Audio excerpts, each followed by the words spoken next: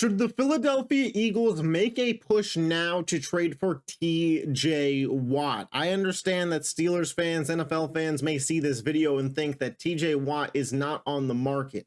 However, I'm here to tell you that I think it's possible that TJ Watt may be looking for a trade. We did see yesterday that the Pittsburgh Steelers made a move acquiring Jalen Ramsey and Jonnu Smith and sending away Minkah Fitzpatrick. And you may be asking yourself, what does that have to do with a TJ Watt deal? Jalen Ramsey makes more money, right? More money is coming in on that deal, especially when you factor in Jonnu Smith, than is going out. TJ Watt and the Pittsburgh Steelers are now in the midst of a contract discussion. He wants to be paid like a premier edge rusher, which I completely understand. Does Pittsburgh have the capital to pay this man what he wants? That's a big question. Yesterday, we as well saw Adam Schefter tweet out about a potential deal that could be in the making because of this deal. I actually want to pull up the tweet right here just to kind of show you guys exactly what I'm referring to here. That way you don't think that I'm just spewing some BS, because listen, Schefter doesn't just do things to do things. Where are we at here? Right here. Boom. All right. Right here. More about multiple teams mulling whether they can trade for Steelers standout pass rusher TJ Watt, who skipped the team's most recent minicamp and whom Pittsburgh wants to re-sign. Cool. Pittsburgh wants to re-sign TJ Watt. That's well known. Follow me, walk with me. We're going to go to Andrew Filippone. Andrew Filippone, beat reporter for Pittsburgh Sports page here. Boom. Source: I had an agent tell me this is TJ's way of requesting a trade. Without asking for a trade, they want teams to make offers, without the hoopla of making a formal trade request. Interesting theory. Stay tuned.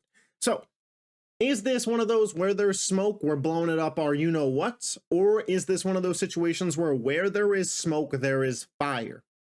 I don't know, but it got me thinking. Can the Philadelphia Eagles enter the TJ Watt sweepstakes? Because obviously, if you're Pittsburgh, they are clearly looking to compete in the AFC. Their moves have dictated that. So if you were going to move a piece like TJ Watt, you are way more likely to want to move him to an NFC team.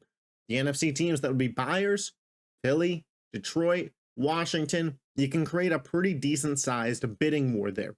Now, that brings us to what could the Philadelphia Eagles offer potentially be.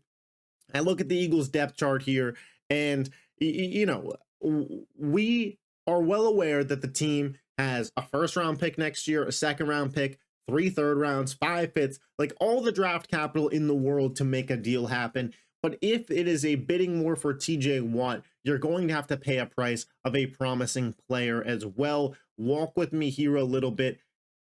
Is Jordan Davis the guy?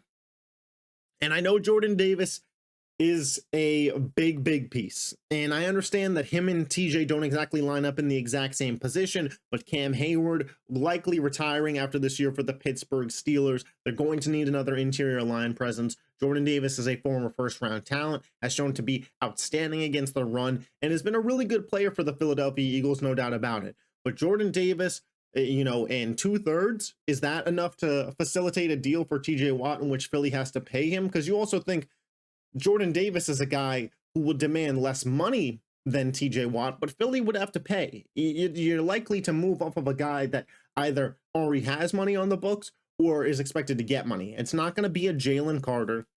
Nolan Smith could work in a similar way in this deal. I don't see them touching anybody on the offense. So we got to look at the defensive side of the ball here.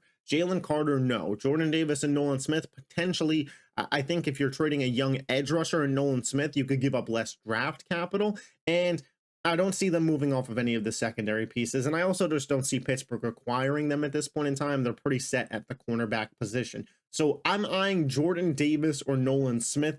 Or if you'd rather give up a first-round pick, maybe a Moro Ajomo, maybe a Jalex Hunt, one of the lesser level players. But you look at Philly's defensive line, and they can afford to take a hit in terms of losing a Jordan Davis. If you don't want to include any of the 26 draft capital, could you include a Jordan Davis and a Jalex Hunt to get the deal and get Pittsburgh a young defensive line? Because you still, again, Nolan Smith, Jalen Carter, Moro Jomo, you would have TJ Watt in this instance. You have Ty Robinson. You have Josh Uche. You have an Azeez Ojulari. You're still, Thomas Booker. You're 6 to 8 deep, and you've shown an ability to be able to draft those guys at a high volume. And in the 26th draft, you have a decent amount of draft picks. So do they choose to go with trade the picks to Pittsburgh or trade, the players that are already established to Pittsburgh in an effort to get a TJ Watt? When it comes to the money situation, I don't love completely just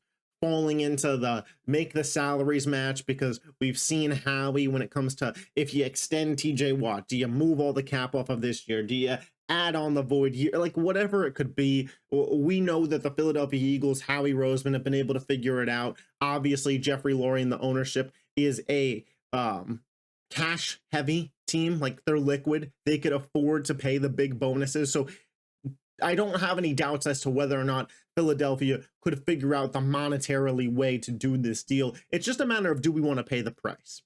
And to answer that question, does TJ Watt over Jordan Davis give the Philadelphia Eagles a better shot to win the Super Bowl this year? To me, that's a yes. And to me, that's why you do it.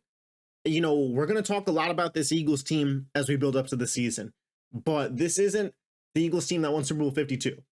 This isn't the Eagles team with Nick Foles and Jeffrey and Blunt and, a lot of older vet players that the roster wasn't ready to go back to back. This is a reincarnation of the Legion of Boom Seattle Seahawks team. Young, a great roster, ready to roll. You have to do what you can do each and every year to compete for a Super Bowl. It's just that plain and simple. And going out and getting TJ Watt gives the Philadelphia Eagles a better shot this season to compete for a Super Bowl than it does keeping a Jalix Hunt, than it does keeping a Jordan Davis, than it does having 3 third-round draft picks in 2026. The Philadelphia Eagles have a lot of picks and have a lot of players to make a move like this. This is a splash move. The NFL doesn't care about what you did last year. You have to continuously evolve, continuously get better. And TJ Watt is still a top 3 edge rusher in all of football. And Pittsburgh, again, would be more willing to deal with the NFC than an AFC team. And you are blocking Detroit and Washington from getting him. If I am Philly, I am all in on this move. Without a doubt, 100%. But those are just my thoughts. Be sure to let me know yours in the comment section down below. If you love the Philadelphia Eagles, make sure you hit that subscribe button. I will catch you next time. Peace.